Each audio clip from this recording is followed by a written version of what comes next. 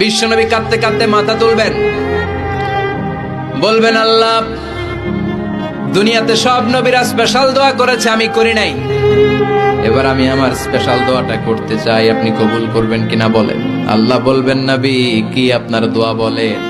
বিশ্বনবী বলবেন, আমার একটা উম্মত যার অন্তরের মধ্যে যাররা পরিমাণ ঈমান আছে, একবার আপনারে আল্লাহ বলে ডেকেছে, একবার আমি বিশ্বনবীর উপর দুরূদ পড়েছে, একবার শাহাদাতের বাণী আমার যে গুনাহগার উম্মত দুনিয়ার বুকে থেকে ঘোষণা দিয়েছে, ওই একটা উম্মত যদি জান্নাতে ঢুকতে না পারে, আপনি আমারে জান্নাতে ঢুকাতে পারবেন না।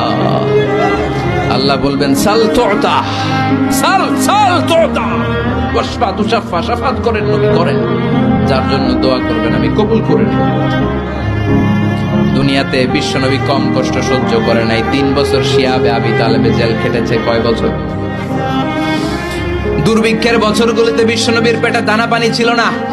কলিজার টুকরা হাসান হুসাইন কই মাছের মতো ছটফট করেছে, জামিনে ক্ষুধার জ্বালায় বেহুশ হয়েছিল। বিশ্বনবী যদি ওই স্পেশাল দোয়াটা করতেন, জান্নাত থেকে খাবারের বস্তা পাঠিয়ে দিত কে? ওই দোয়া করছিলেন?